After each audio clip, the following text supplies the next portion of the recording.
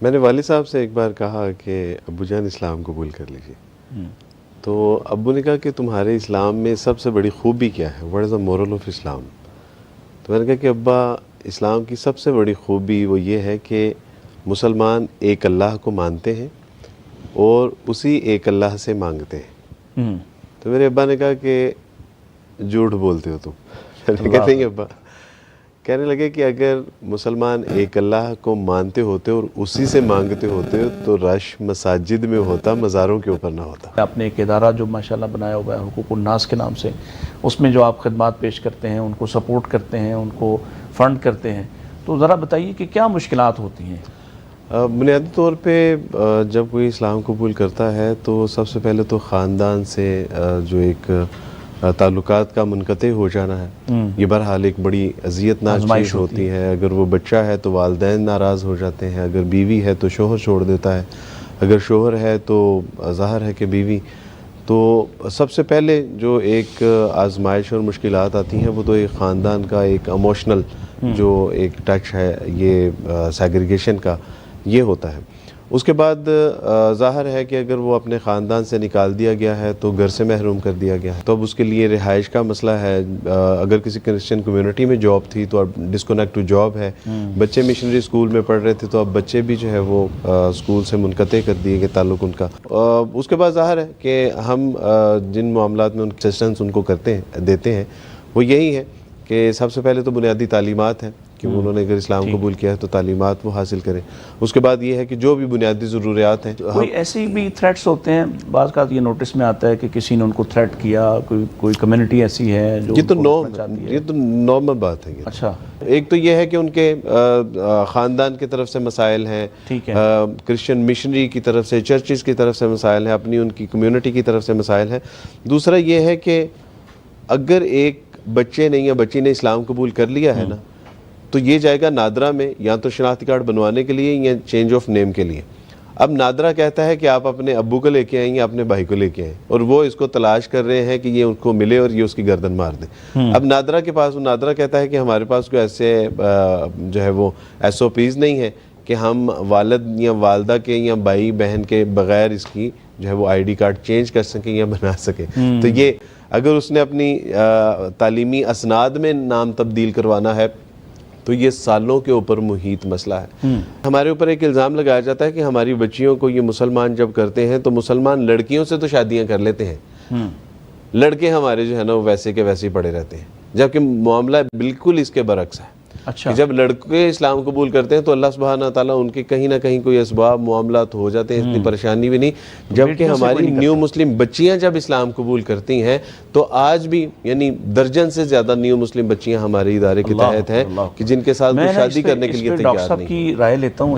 ہمارا اکاڑا میں جامعہ محمدیہ اکاڑا ہمارا مدرسہ ہے بڑا پرانا، تو وہاں پہ ایک آدمی تھا اور وہ ٹوائلٹ وغیرہ صاف کرتا تھا اور ایک عرصے سے تھا۔ تو ایک دن میں نے اس سے پوچھا، بوٹا تھا اس کا نام، تو میں نے کہا یار بوٹے، تم یہاں بیٹھتے ہو اور تم دروس بھی سنتے ہو، جمعے بھی سنتے ہو، اتنا عرصہ ہو گیا تو تمہیں کوئی سمجھ نہیں آتی؟ اللہ اکبر۔ مجھے کہتا کی سر جی کس گل دی سمجھ نہیں آتی؟ میں کہ اس بات کی تمہیں سمجھ نہیں آتی کہ اسلام سچا دین ہو؟ تو پتہ ہے مجھے اسلام سچا دین ہے۔ اللہ اکبر۔ کہتا سمجھ گیا مجھے پتہ ہے۔ میں نے کہا پھر مسلمان کیوں نہیں ہوتے؟ کہتا جی میرے 11 بچے ہیں، آپ ان کی شادیوں کے بندوبست آپ کر دیں تو میں ہو جاتا ہوں مسلمان۔ اللہ اکبر۔ حضرت یہاں اصل ایشو کیا ہے اس کو سمجھنا چاہیے۔ لہٰذا ہی حقوق الناس کا جب مجھے پتہ چلا نا کہ عبد الوارث گل بھائی جو ہیں انہوں نے ایک ادارہ شروع کیا ہے اور بہت سارے ان کے ساتھ ماشاءاللہ معاونین ہیں، اور یہ 9 مسلموں کی سیٹلمنٹ کا ادارہ ہے، یقین کریں اتنی مجھے خوشی ہوئی کہ وہ کام جو ایک عرصے سے پاکستان میں ہو ہی نہیں رہا تھا، تو شکر ہے کسی نے شروع کیا، اللہ تعالیٰ ان کے ادارے میں ان کی کاوشوں میں برکت دے، اور یہ کام ہے کرنے والا۔ اور پاکستان میں اگر گورنمنٹ آف پاکستان اس پہ توجہ دے اور بہت بڑے بڑے ادارے، بہت بڑی بڑی آرگنائزیشن اس پہ توجہ دیں تو حضرت یہ قیامت والے دن ہم نے پوچھے جانا ہے۔ نبی پاک صلی اللہ علیہ وسلم ایک یہودی کا جنازہ دیکھ کے رو رہے تھے کہ ایک اور شخص میرے ہاتھ سے نکل کے جہنم میں چلا گیا۔ یہ اکیلے عبد الوارث گل بھائی کی ذمہ داری نہیں ہے کہ یہ ادا کر رہے ہیں، یا بٹ صاحب کی ذمہ داری نہیں ہے، یہ ادا کر رہے ہیں۔ اس میں میں گزارش کرنا چاہوں گا، ایک یعنی اس کے پیچھے اصل مسئلہ ہے کیا؟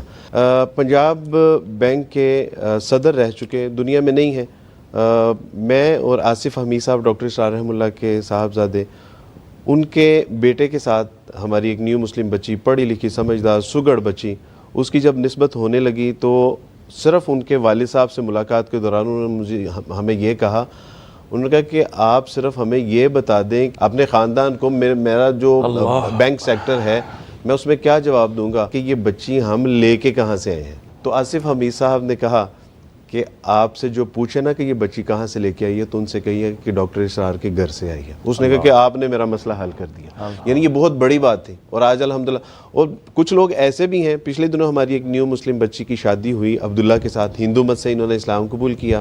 عبداللہ بہت ہمارا تابعدار شاگرد ہے. ان کی والدہ نے شاید اپنی 2 بچیوں کو اس طرح سے نہیں رکھا ہوگا جس طرح سے اپنی اس بہو کو بیٹی بنا کے رکھا. تو یعنی ایسی ایگزامپلز بھی ہیں.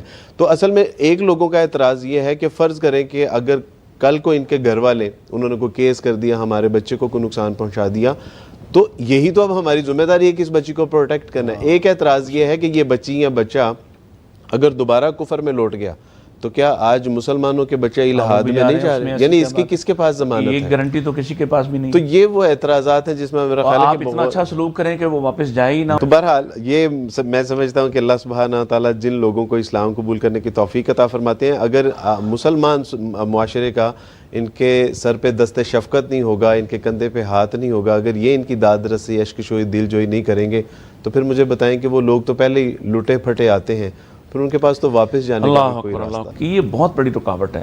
میں جس کے پاس بھی جاتا ہوں یہی سب سے بڑی رکاوٹ پیش کی جاتی ہے. تالیف قلب کے لیے جو نو مسلمہ ہیں ان پر تو زکوٰۃ بھی لگ سکتی ہے، لگانا چاہیے. کیا خیال ہے، کیا کہتے ہیں آپ اس پر؟ بالکل، یہ تو قرآن مجید کا حکم ہے. تو کیا ہمیں ایسے اداروں کو سپورٹ نہیں کرنا چاہیے جو اس طرح کے کام کرتے ہوں؟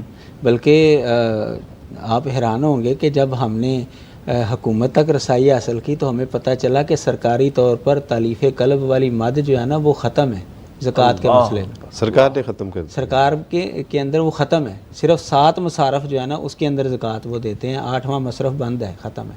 یہ حکومت کے لیول پر یہ چیز ہے. اللہ، اور لوگوں نے بھی تقریباً اس کو باندھی سمجھا ہوا ہے.